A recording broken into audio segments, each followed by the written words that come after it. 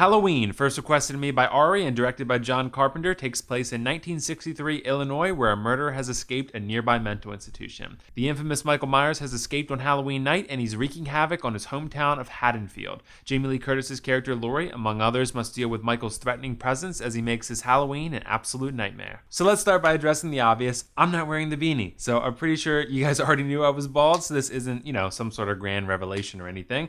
I'm just trying out some new things, so for this review, I'm going to try going beanie-less and see what happens. So make sure to let me know in the comments whether you guys miss the beanie or not, or whether you prefer seeing my bald noggin. So I guess we'll find out. But alright, so I've actually been wanting to watch Halloween for some time now. In all honesty, I have seen parts of it, but I don't think I'd ever taken the time to, watch the whole thing through. I'm aware of the film's status in the horror genre, so I've always wanted to watch it and just kind of watch the whole thing through, of course, to, formulate my own opinion on it. And I will say that I really liked it, but I don't think it's a perfect film, and I am going to point out a few criticisms of it in my opinion. So reviewing films like this, in full transparency is always pretty difficult. And by films like this, I mean beloved classics. When we look back at classics like this, we can tend to think that they're flawless, perfect in every way, but that's not always the case. Usually it's not. I think Halloween is a really great film, one of those that clearly is one of the best the horror genre has ever had to offer. But I do have a few things that I didn't love about it. But as usual, I want to start with the positive, so let me start by saying that this movie is very scary.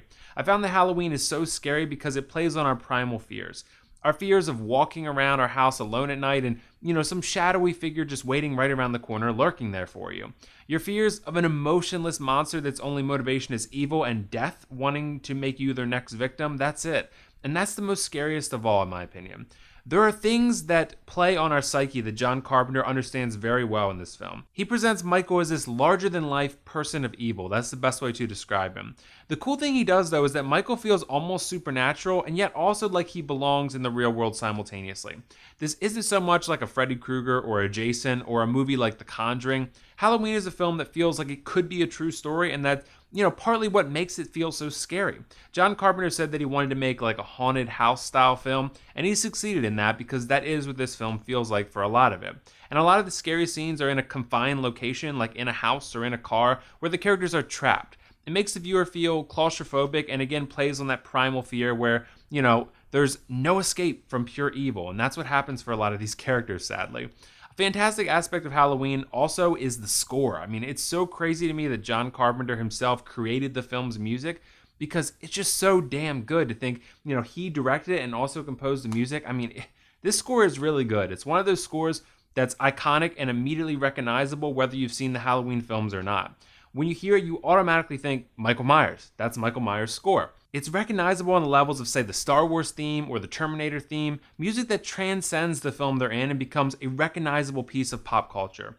The music works so well in this film because it does an outstandingly amazing job of establishing mood and atmosphere. The characters will be doing normal things like just walking around the town or, doing something in their house, and then the score kicks in and you automatically feel so uneasy. The score is so pivotal to the film's successes because it makes the viewer feel the evil that's lurking around the corner for them.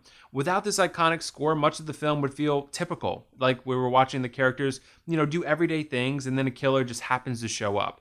No, the score makes us aware of that impending danger at every turn, and the characters never feel safe because of it. I also really liked how Michael Myers was handled. For much of the film, he feels like a nightmarish idea, someone that we, understand is terrible and monstrous, but we don't fully understand and feel the presence of him until later in the film. For an hour and a half long film, it can at times feel like a slow burn in how they handle Michael. There's a lot of shots where they'll purposefully not show Michael's face or mask, only his torso, so he feels as mysterious to, his unknowing victims as he does to us, the viewer. The only reason we know what he looks like now is because we all know what Michael Myers looks like now because, of his presence in pop culture. But at the time, I could only imagine how unnerved people in the theater were by his appearance once he is finally revealed. I think the film does an excellent job making Michael Myers feel and look as scary as he should be. The slow burn works great for this film because it builds up suspense and feelings of anxiety in the viewer very consistently. I also think Jamie Lee Curtis is very good in this movie, as is Donald Pleasance. Jamie Lee Curtis brings that small town girl look and personality to this film, and it suits the aesthetic of it and helps establish a perspective in which we understand what Michael Myers means in this type of setting. Michael Myers is scarier when he's in a small neighborhood preying on the innocents and sometimes the recklessness and carelessness of high school age and even younger kids. Laurie Strode is a means through which the viewer can feel the impact of Michael's Halloween night rampage. She happens to stumble almost unexpectedly into this chaotic, crazy situation, and the fact that she feels normal, like a normal, everyday high school student, that helps the situation feel more real and the scares feel more palpable. Donald Pleasance, on the other hand, is really well acted, but I don't feel like his character does that much. I mean, he felt to me like he's kind of just there to give the audience a little bit of backstory about Michael and to explain just how grave a threat he is to everyone in the town. But he doesn't ever feel like he does much besides talk about how scary Michael is, and then aimlessly wander around looking for him. I really liked how he played the character, but I felt like the character himself is sort of wasted by being present yet also sidelined at the same time. Another issue I have with this film is that it doesn't always execute the kills and the scary scenes themselves in really ways that feel like it's consistent with the quality of the rest of the film. There's a few of them that can feel a little bit cheesy in 2020, and this mostly happens in or near the climax of the film. Some of the scenes feel a bit dated, that's how I describe them, and they almost feel like they're executed in a way that contradicts the realism of the story. This was problematic for me because I felt as if the film, builds up so much suspense so well, and then when shit does go down, it doesn't always feel as brutal and as scary as it should.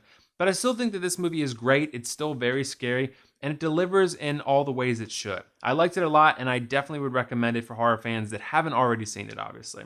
As for the pros cons, so the pros, I think Michael Myers is handled excellently, the score is outstanding, the scares and tension are palpable, and the performances are strong.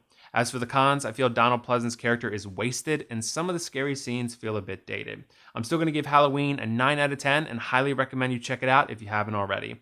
It's a horror movie, so clearly it's not for everyone, but if horror is your thing, definitely watch it if you haven't already. So have you guys seen Halloween before? What did you think of it? And if not, let me know why not. Also, let me know your favorite horror movie of all time. For me, I'm going to have to go with a tie, and it's a little bit of a cop-out answer, but I'm going to do it anyway, between the 2017 version of It and The Shining. Both great films in their own right, very different, but both great.